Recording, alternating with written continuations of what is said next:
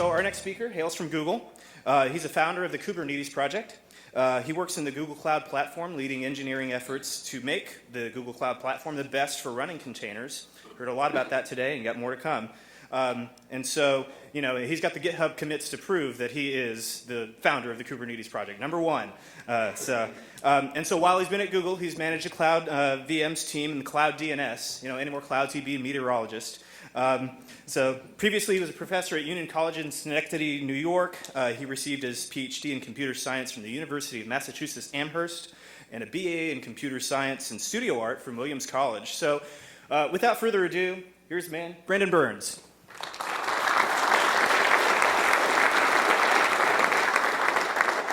Hey there, thanks for having me. I'm really happy to be here, and hopefully this will be an interesting way. I know I'm standing in between you and lunch, and so that makes me a little bit nervous, but hopefully you'll stay till the end.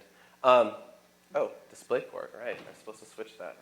Now you can actually see my presentation, hopefully. All right, cool. And it's not, all right, so I need to actually go escape, take it down, and you see my second slide, take it back to full screen, just so that the computer is less confused. All right, there we go.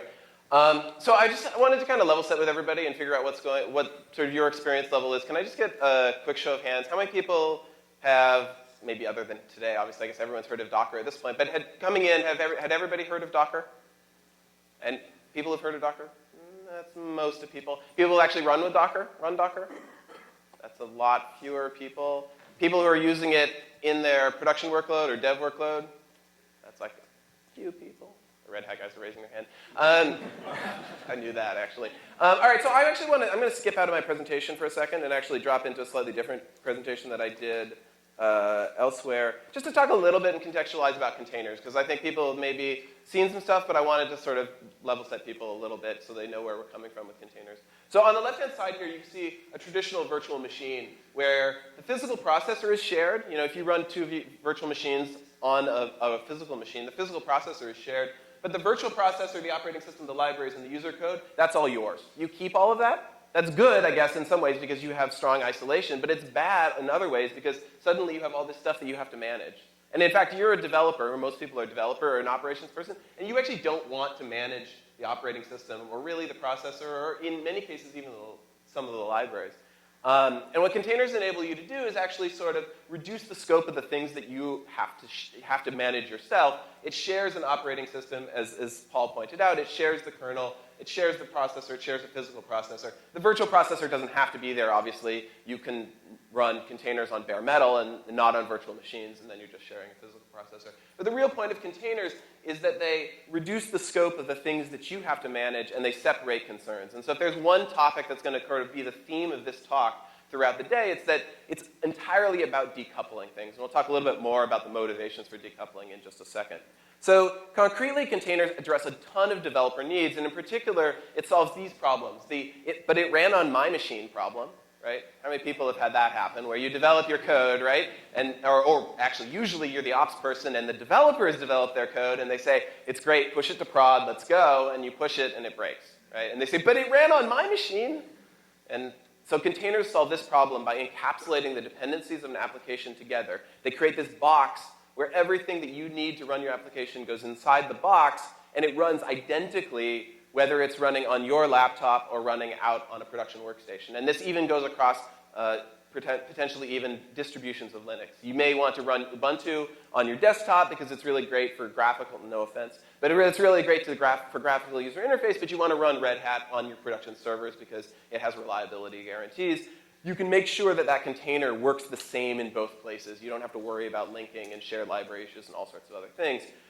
The other thing that it solves is the sort of partial installation failure. So how many people out there use Puppet, Chef, any of the sort of CAPS products for deployment? A few people? All right. So everybody else is using bash scripts? I don't know. Anyway, regardless, like a lot of these traditional sort of imperative deployment methods can fail partway through. And more importantly, they can fail in ways where they don't even actually tell you that they failed.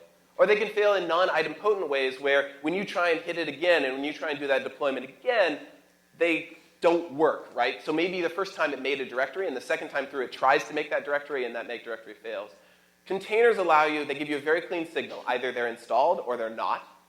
And if they fail to install, it's very easy to just write right back over top of them. Because they carry all their dependencies with them, because they carry their file system with them, they don't make imperative little changes to the machine. They're an entirely self-concealed, hermetic is the word I was looking for, a hermetically sealed thing that gets deployed onto the machine. That's hugely powerful. You don't have these partial installation failures. And I think in many respects, that's the reason. I mean, Docker made it super easy to use them, and that's part of their win. But the fact that they're just flat out better than Puppet and Chef and Salt and Bash scripts, and I say that slightly guiltily because if you look at Kubernetes, there's a lot of Bash, is that you get away from this problem. And in particular, the other part of it is that it moves a ton of failure modes from being deployment time failure modes to being packaging time failure modes, right? So if you're going to download something, if you're going to untar something, if you're going to do an RPM install, all of those failure modes, they move to the time of building the container image, not to the time when you're deploying the software. It's hugely powerful from an operations standpoint.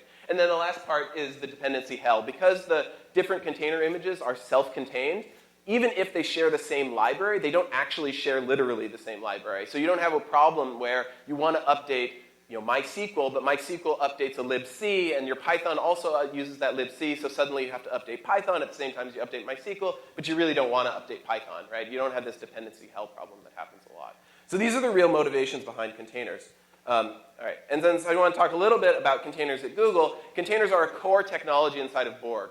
So if people have seen recently, there was a paper published on the Borg system that runs basically all of the infrastructure in Google. And people may have seen about a year ago, we made an announcement about how basically everything inside of Google runs inside of a container, including the virtual machines. Including the virtual machines that we provide to people as part of the Google Cloud Platform, those themselves, in fact, run inside of containers. And so if you run containers on your virtual machine, you're running inside a container on top of a physical machine. It's turtles all the way down.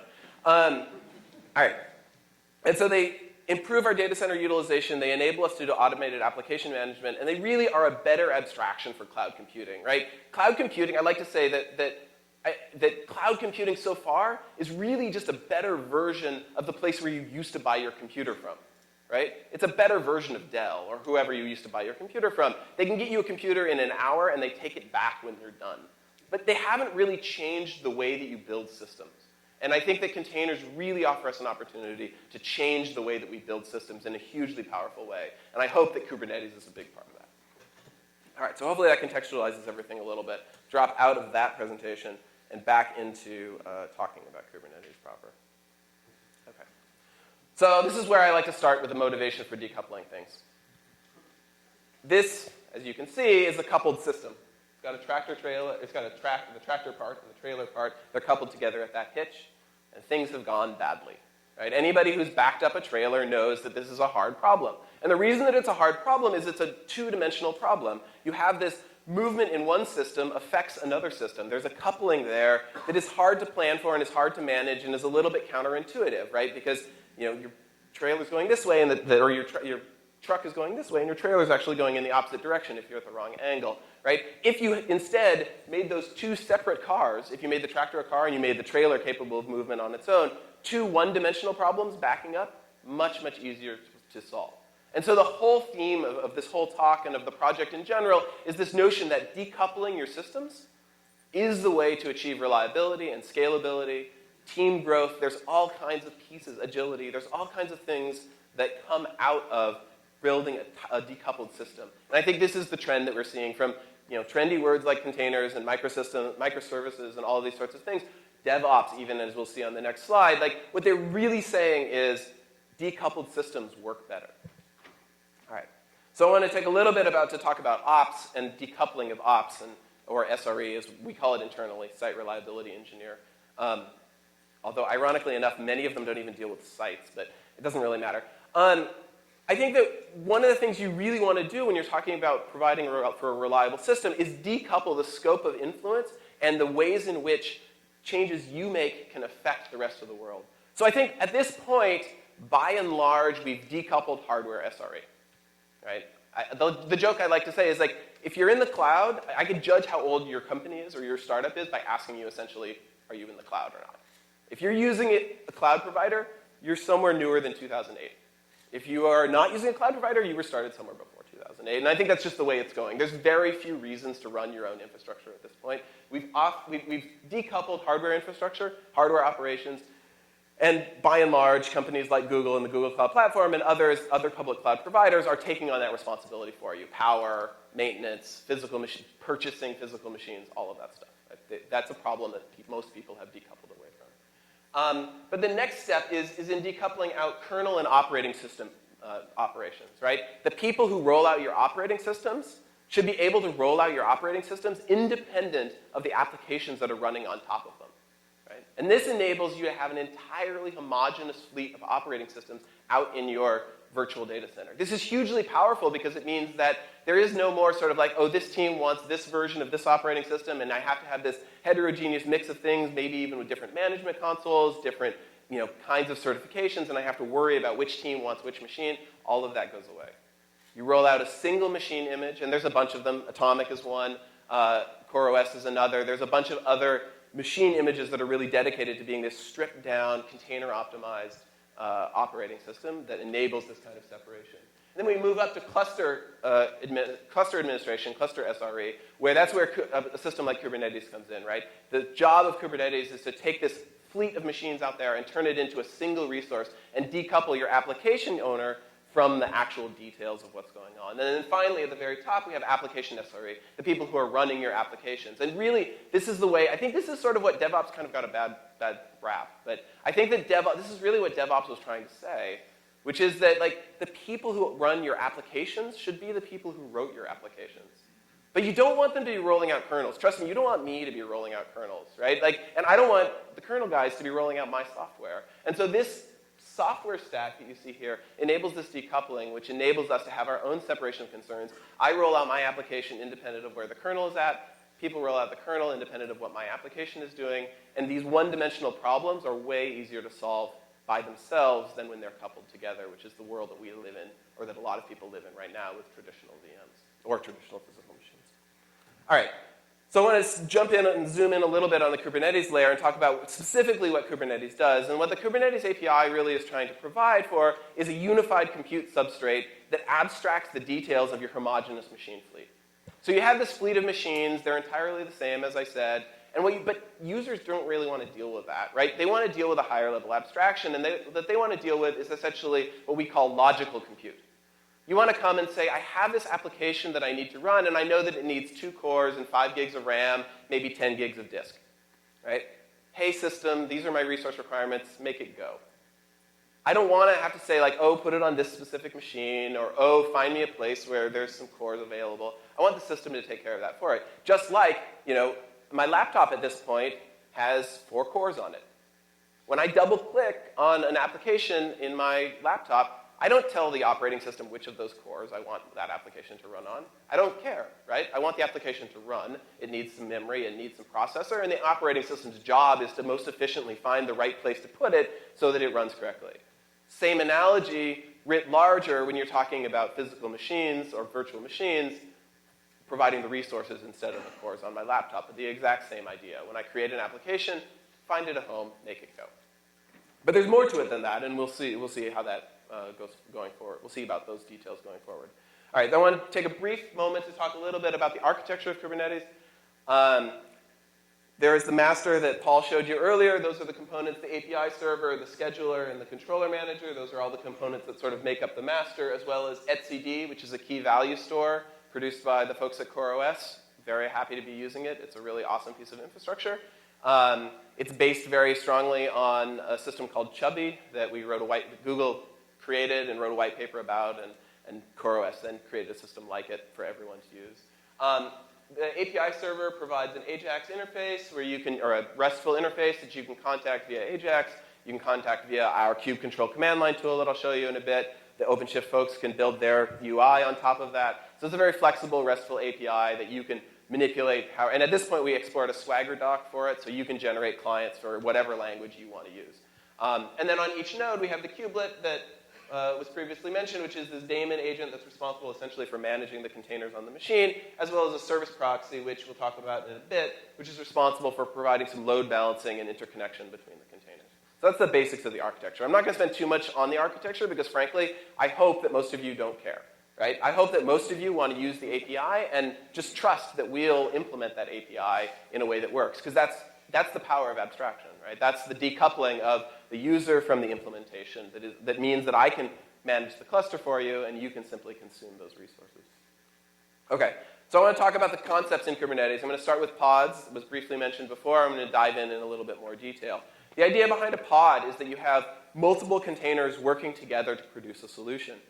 They share a number of things, including all of the namespaces that you see on the side, which means you can do inter-process communication between members of the pod. It means that pods see each other on localhost. They also share volumes, or they optionally share volumes, I should say. They don't necessarily share the entire file system together, because sometimes you want to have separation of concerns where your web server has a different set of configurations that another part of your pod may not really know about. But there are places where you want to share a file system. Maybe it's a configuration file. You have one container that is running the web server and one container that is dynamically reconfiguring the web server. You want them to be able to communicate through a shared configuration file. So we have file systems that we can share. Secrets appear in the same way. Many other sorts of file systems that we support a large number of file systems at this point. All right. So I wanted to talk also about the idea of reconciliation. Reconciliation is a really important component inside of Kubernetes, and the basic idea of reconciliation is that you have two pieces. You have a desired state, that's sort of this document thing on the left, and you have a current state, an observed state, that's the thing on the right. And then you have a process, an active process, that is always running, whose job it is to take the current state and make it match up with the desired state. So anybody who's done any sort of control should be familiar with this pattern of basically any kind of controller that exists out in the world is basically doing exactly this. The thing that is keeping this room at a nice even temperature is a controller that is looking at the desired state, the setting on the thermostat, the current state, the temperature of the room, and making adjustments, either heating or cooling, to keep the room at the desired state. Likewise, in Kubernetes, we see lots and lots of instances of this pattern where we have a desired user state, a declarative user state, and a loop that modifies the current state to make it match up with the desired state. This means that the system is self-healing. It means that the system is online in a way that a lot of traditional deployment environments aren't. It means that I can walk away and say, I want 3 of these things running, walk away, and trust that at midnight, if something fails, the system will heal itself and bring itself back, right? So I'm decoupling the declaration of the way that I want the world to be from the implementation of how the world actually becomes that way. That's hugely powerful as well, because it means that systems upstream from this don't have to worry. If I ask for 3, there will be 3. And that's hugely powerful. All right, so the first way that reconciliation happens is that we perform health checking on your pod, right? So you deploy a bunch of containers. Well, it's great that we got it out onto a machine and it found the cores that you needed to run it. But now what, right? Software crashes. My software crashes all the time, right? Well, maybe, hopefully not all the time. But it crashed, you should see it sometimes. But it does crash. I mean, failures happen for large numbers of reasons. Maybe it's a code path that we never exercised in a test. Maybe it, something, we were leaking memory and we ran out of memory, right?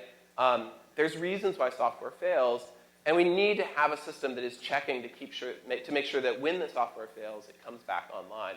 So there's 2 different kinds of health checks that Kubernetes provides for pods. One is a process level health check that basically just checks and says, like, are you still running? Are you still running? Are you still running? And this is sort of like the most basic health check that anybody will see. And this is not unique to Kubernetes. There's infrastructure out there in the world that can do this for you with traditional VMs or traditional physical machines. But Kubernetes makes it a part of the system that you simply get by deploying into the system. You don't have to configure Monit or systemd or whatever your favorite way of doing process restart is in order to achieve this. Simply by deploying into this infrastructure, you get this behavior. But process level health checking is insufficient. In many cases, a process is happily deadlocked, but it appears to be running. But it's not capable of serving any requests, right? That's pretty useless. If all you're doing is watching, like, are you running? And your server is like, yeah, I'm spinning in a tight loop, but I'm not doing anything for you, that's pretty useless. So we also have application level health checking. And this is basically your opportunity to inject some piece of logic that you know means that you can serve traffic successfully on that application. Maybe it means hitting a particular website and trusting that it's going to return a 200, and if it doesn't return a 200, you're unhealthy. If you're unhealthy, we kill you and you bring you back, right? That means that you can get around things like deadlock. Maybe your application isn't a web application, so it's MySQL or anything else that has a application level protocol, we can do a TCP connect, right? We can just see, can I open a socket? If I can, you're good. If not, you get terminated and restarted. It can even be executing a shell script. So you can actually customize whatever you want. Maybe you want to actually try and use the MySQL client inside of your MySQL container to health check MySQL by actually running some sort of simple MySQL command, listing something or selecting or whatever it happens to be. You can run that in a shell script. If it returns 0, you're good. If it returns anything other than 0, again, your container gets terminated and brought back. Right? So this is the first idea of how we can use reconciliation in this online system to decouple you from your desired state of, I want this thing to be running, from the actual implementation of, hey, if it's sick, could you shoot it and take it back, right? That really hopefully simplifies a lot of people's, a lot of developers' workloads. But it's going to keep going. There's a bunch of other things that this provides as well. All right, so I wanted to take a little bit of a step back and talk a little bit about containers and container design. And I think that at this point, everybody, hopefully everybody in this room, is well-versed in sort of the modular principles of code design, right? At this point, object-oriented programming has happened. Lots of other things have happened. We teach software engineering in school, hopefully. I didn't actually get software engineering when I was in undergrad, but that was a long time ago. And so I think that we've kind of absorbed for our code the idea that we write modular, reusable code. But I think for our systems, we haven't yet, right? Microservices are starting to sort of eat into this, but I think people are still writing monoliths. And even when they are writing decoupled things, they're decoupling it at the application level. They're not decoupling it. The pieces of your application are decoupled, but the application itself is still sort of monolithic. And I wanted to talk a little bit about how containers, I think, are somewhat akin to objects. In programming languages, containers are for system design the same thing that an object is for programming language design, and how I think that we can achieve a higher degree of reuse than we currently do by using containers in a really focused way. And so I like this Robert Frost quote.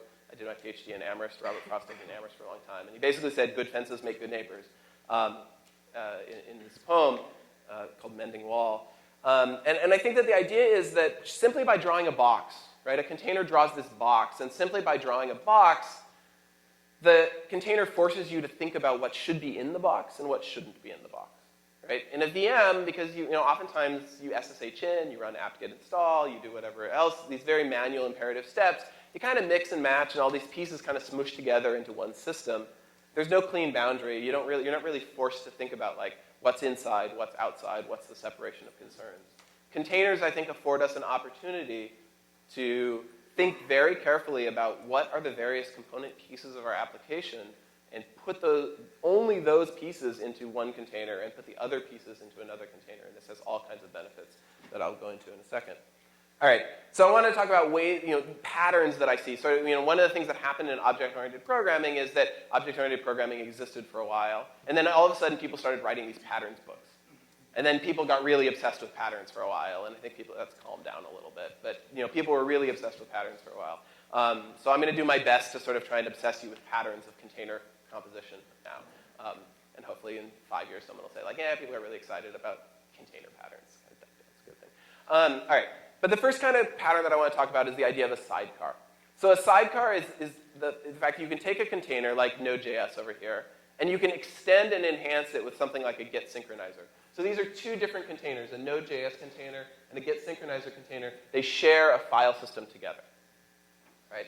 And Node.js has a separation of concerns. Its job is just to serve web pages. It just keeps doing that. And it's fine. It was happy doing that. It doesn't really need this get synchronizer container. And this get synchronizer container's job is basically to keep a file system synchronized to a particular get tag, or maybe even get head if you're really feeling adventurous. And that get synchronizer can just be basically a bash for loop if you want it to be. It can be fancier than that. But basically, all it's doing is saying like sync, sync, sync, sleep 10, sync, sleep 10. And by combining these two containers together, sharing the file system, I've just built push to deploy, right? Without any logic. A bash for loop on one side, bog standard Node.js on the other side, push to deploy comes out of. By composing these two applications together, separating their concerns so that individual people can build the get synchronizer and people who know nothing about Node.js can build the get synchronizer. Node.js just keeps on saying like, oh yeah, it's a file system, great. And that's hugely powerful. And it's hugely powerful for a variety of reasons, but part of the reason that it's valuable is like you can actually do a really bad job writing this Git synchronizer, right? So the most naive way that you write this synchronizer is you just call Git sync. Or I'm saying sync, but pull, sorry. I use perforce too. You just do a pull, right? But the problem with just doing a pull is that when I serve out of that directory in the middle of the pull, I'm going to get like half of my old code and half of my new code. And my app will break, weirdly, for like 2 seconds, but that's enough if the user happens to be using it in that moment. So of course what you really want to do is you want to do the pull into a separate temp directory and then basically at the last minute swap from one, unlink one directory and relink to the other directory, right? That kind of thing, if you don't separate concerns, that mistake is made over and over and over again by lots of different teams and lots of different people. If you separate concerns and everybody uses the same Git synchronizer, that mistake is made once, and then it's fixed, and then everybody inherits that fix. Or maybe even you use something that someone else built, and they made that mistake a long time ago, or they even were smart enough that they didn't make that mistake, and you just take advantage of their expertise. So this separation of concerns enables us to have experts focus on the different areas. And in fact, it also enables us to switch out the web server, right? If I run Nginx, I can use exactly the same Git synchronizer. And so I can have this reusability. The same way you have reusability of your software code, you can have reusability of your containers. All right. So the next pattern I want to talk about is ambassadors. So ambassadors represent and present an application. And so I may be writing a web application, and it's using memcache, and I want to be doing sharding. I want to do consistent sharding across my memcache so that I can scale, right? I don't really want to build this. First of all, it's hard to do consistent hashing right, and second of all, it's just not my area of expertise, right? So there's software out there that does this, and if I put these two pieces together, my web application and a system like Twin Proxy, inside of the same pod, they share localhost. I don't have to really worry about discovery or anything else like that. I just bind my web application on localhost to the proxy. It takes care of this consistent hashing for me. So the ambassador pattern basically, and this is not a new pattern to containers, is the idea that I can basically take my application and use the ambassador to represent it out into the world, to make the decisions for me. It looks to me like I'm just talking to a single local memcached, but the proxy is doing the consistent hashing to mean that I can talk to a wide variety of memcached.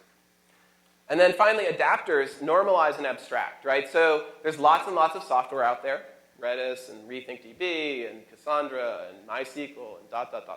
right? But if I want to monitor that stuff effectively, if I want to do logging for those sorts of things effectively, I really need them to present a consistent interface that I can interact with, right? If I want to build my monitoring system, I don't want to learn how to monitor Redis and Rethink and MySQL and ... I want them to all expose a consistent user interface. Well, one way we could do this is we could talk to all of those software owners, and we could say, geez, it would be really great if you use this and that doesn't work, right? And so instead what we can do is we can deploy a software like Redis, and we can deploy an exporter on the side of it that normalizes, adapts, and normalizes the way that Redis wants to do logging and monitoring to a normalized format that we know how to consume. And in particular, I've been a real fan lately of the system called Prometheus. The folks at SoundCloud in Germany have built it out. It's a monitoring system. If you haven't checked it out, you should definitely check it out. It's actually based heavily, they're ex-Googlers, as it turns out, and it's based very heavily on one of the monitoring systems we use internally. And it has basically this generic interface for monitoring lots of different systems, and they have a bunch of these exporters that they've built and a bunch of exporters that third parties have built to normalize a bunch of different applications, or even generic monitoring systems like StatsD or CollectD, normalize them all into this Prometheus metric format and then go from there. All right. And so I wanted to just give a brief demonstration of that, of what that looks like. So I will drop over here into my terminal. I will hope that that is legible. That is slightly legible for you guys. Oh yeah, it's a little bit legible. All right. So I'm going to just start from scratch here.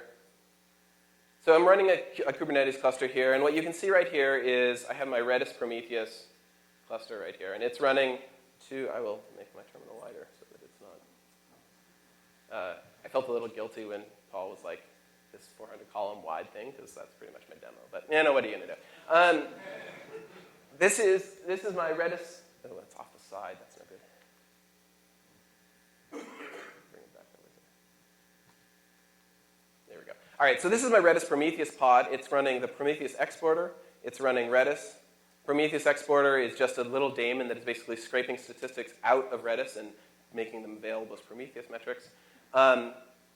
And so so that's the basics of how that is set up, and then I have a pod that is running Prometheus itself. One thing I wanted to show really quickly is the Prometheus web UI. So this is going to go here and go 90. All right. That's pretty visible. All right. And so actually I can go in here or into the graphs, and I can actually say, like, let's take a look at Redis total net input, or total net commands processed. There's that, and go over to the graph. You can see this. And actually I'm going to turn this into a rate. We'll say rate 10 seconds across 10 seconds. So this is going to turn it into a rates per second. And actually, let's zoom in a little bit just to make this interesting. The last 5 minutes.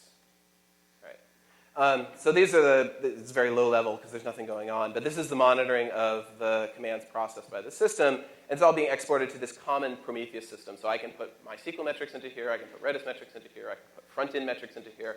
You can augment your own library with their client library that actually generates your own metrics. And so you can correlate things like 500s at my application server and latency in my Redis backend, for example. So to demonstrate this, I'm going to actually go over here, and I'm going to run just the Redis benchmark against our Redis server.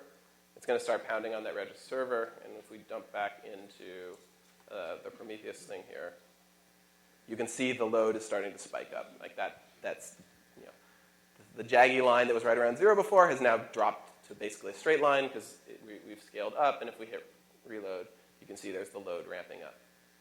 All right, we'll jump back in to the presentation. But I hope that I've shown you that this notion of a pod enables us to build modular applications. I didn't change Redis at all. I actually didn't even change the Redis exporter. That's code that someone else wrote as well. I just glued them together in this pod in order to create this unified application that I can monitor in a way that I can monitor lots of different applications with the same piece of software.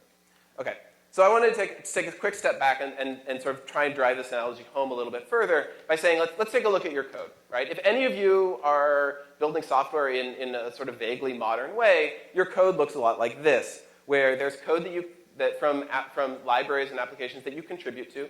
You didn't start it maybe, but you've had some ideas, you've patched it, you've fixed bugs, whatever it happens to be, you've contributed it. There's code that you share because you built it and you think it's really cool, but you know that if you get it out into the community, it's even better. There's code that you use, stuff that you simply take and you know that it works and it's great that somebody provided it. You don't want to go into the details. You know that it has an API. You know that it works. That's great. And then there's some code that you keep, right? That's your proprietary, the thing that makes your application, right?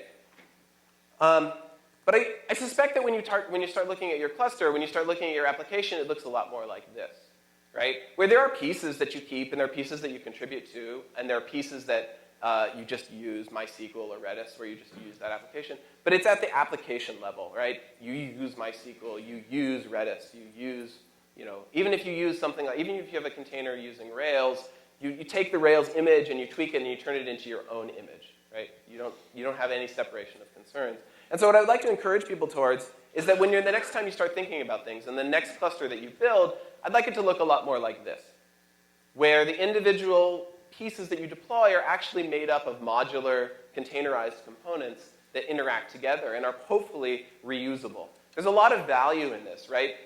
By separating out the concerns, you only have to update the piece that needs updating. If your Git synchronizer needs to be updated, you update it. Redis doesn't change, right? Or excuse me, Node.js doesn't change. Clean boundaries also enable agile teams, right? So there's a lot of research out there that suggests that the ideal team size is somewhere in the neighborhood of 5 to 7 people. As Kubernetes has grown from basically 3 last June to 25 plus at Google and another probably equal that at Red Hat, I've seen this firsthand, right? I've seen that as the team size grows, it's harder and harder and harder to communicate properly. And you need good boundaries, and you need clean areas of responsibility in order to scale not just scale your application, but to scale your organization, right? And so this kind of separation of concerns into different sorts of containers provides a clean boundary that enables you to build agile teams.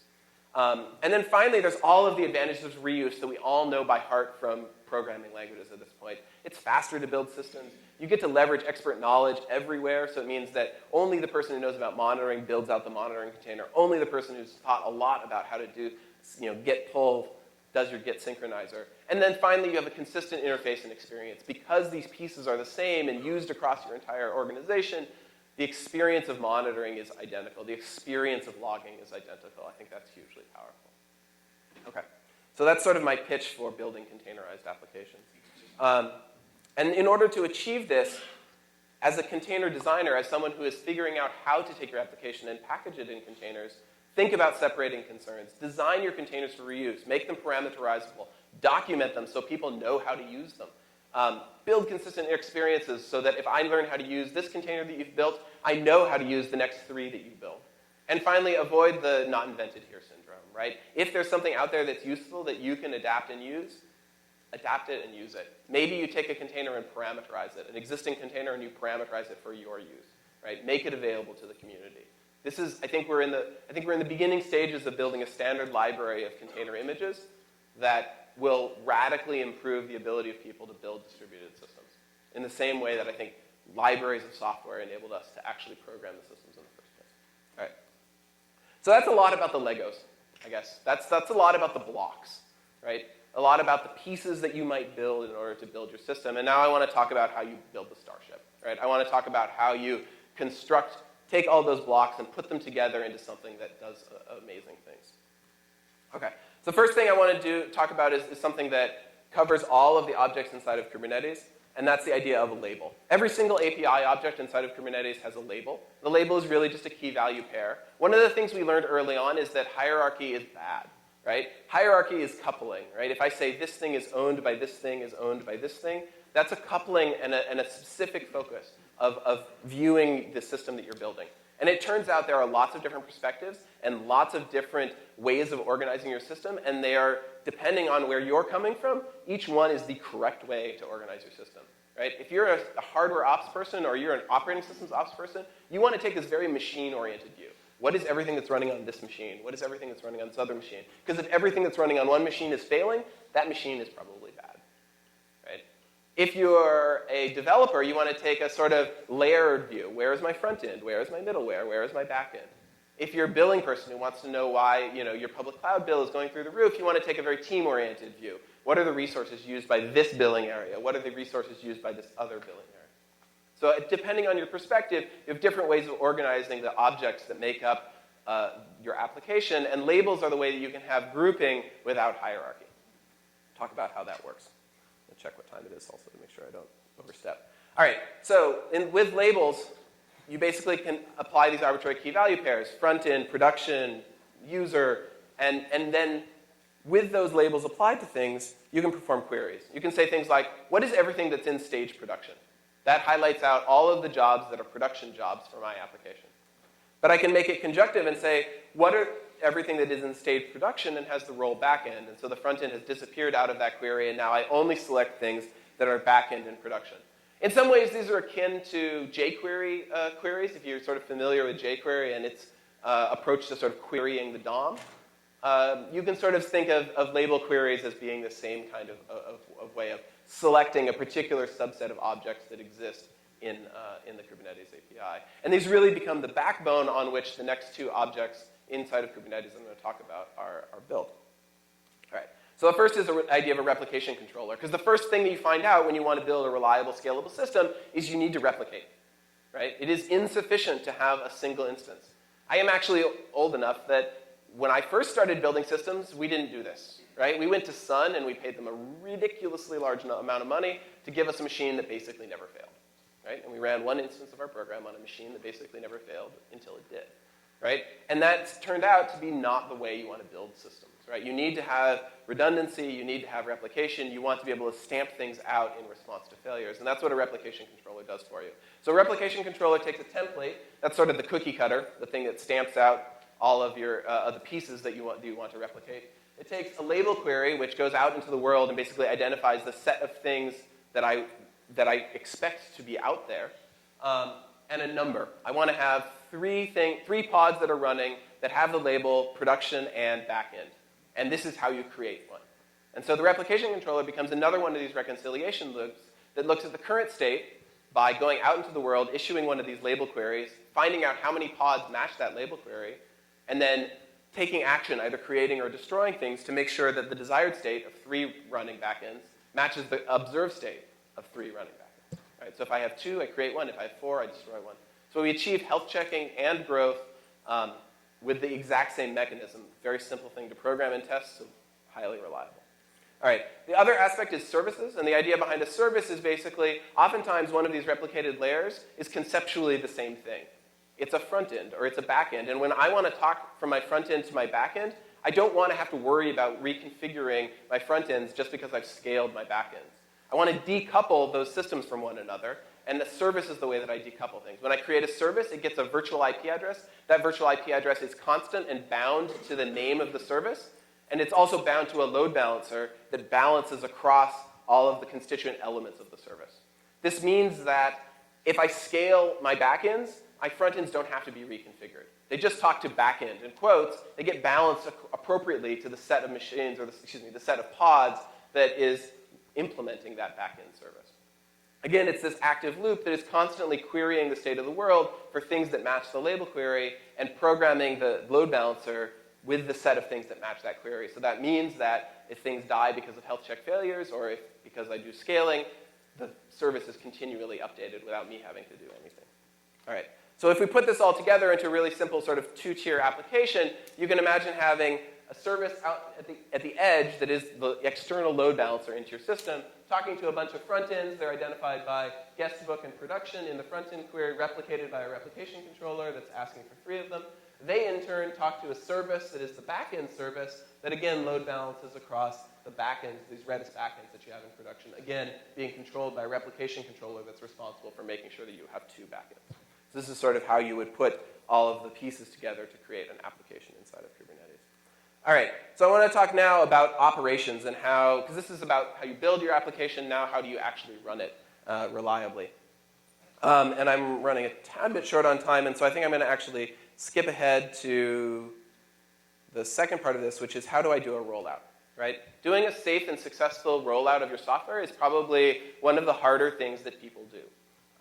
You need to be able to, as Paul said, roll back. You need to be able to test things. You need to be able to do all of this relatively easily. And so the way that we do this with labels is you can imagine here I have my replication controller. It's replicating out 3 front ends, production, v1. All right? Now I'm going to do a rolling update, and I create something that says, OK, I want front end production v2. Initially, my size is 0. There's nothing there. Now I slowly start turning down the knob on my old front ends and turning up the knob on my other front ends, 1 at a time, 2 and 1, 1 and 2. And then eventually, I reach a place where I'm fully rolled out into version 2. Now, at any point along the line, I can cancel that update, and I can roll it back immediately simply by adjusting the knobs back. And so I want to actually show you this in operation. Let me drop out, and we will go over here to the terminal here. And actually, go back to the web browser briefly. All right. See, now I'll zoom in a little bit on that. All right, so here I have a very simple application. So the external service, my app, is there. It's load balancing across these 3 jobs. They're all running v1 of my service. The replication controller is over there, replicating out v1 of my service. All right, so if I just take a look, let's see what my application does. Here we go. It's my awesome application. Right? But it's only my awesome application v1, and my developers have promised me that my application v2 has even more awesome.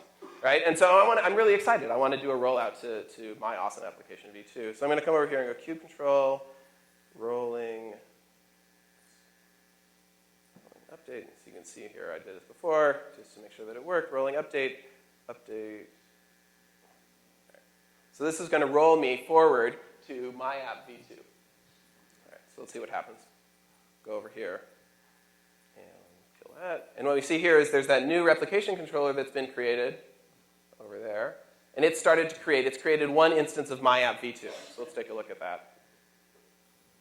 Wait, even more cowbell. The developers lied to me. So I'm going to go over here and I'm going to say Control-C. I'm going to kill that rollout. And I'm actually going to roll it back.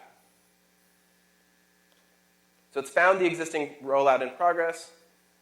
And let's go back over here, because if you do blink too quickly, you're going to miss it. It's deleted that v2 that I started to roll out. And you may have noticed, I should have pointed it out at the time, the service was load balancing across all of those, right? So sadly, I was serving a little bit of cowbell on my version 2, but I've noticed it and I've rolled it back. It was only a quarter of my traffic because I had one instance, and now I'm back to my steady state. Right? Now I talked to my developers. They've agreed that the cowbell was a mistake. They've fixed the application, and we're going to roll out again.